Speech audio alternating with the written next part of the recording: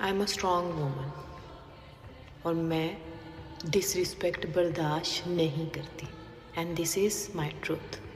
چاہے پھر اس کے لیے مجھے اپنے رشتے ہی کیوں نہ چھوڑنے پڑ جائے، چاہے پھر اس کے لیے مجھے بہت بڑی ٹیبل سے ہی نہ اٹھنا پڑ جائے، چاہے اس کے لیے پھر مجھے پیسہ ہی کیوں نہ ٹھکرانا پڑ جائے، چاہے اس کے لیے پھر مجھے اسٹیٹس کو ہی کیوں نہ لات مارنی پڑ جائے، چاہے اس کے لیے پھر مجھے دوبارہ سٹرگل کرنی پڑے زندگی میں، چاہے اس کے لیے پھر مجھے زندگی زیرو سے دوبارہ سٹارٹ کرنی پڑے، لیکن اپنی ڈگنیٹی پہ، اپنی رسپیکٹ پہ اور اپنی گریس پہ میں کبھی کمپرومائز نہیں کروں گی.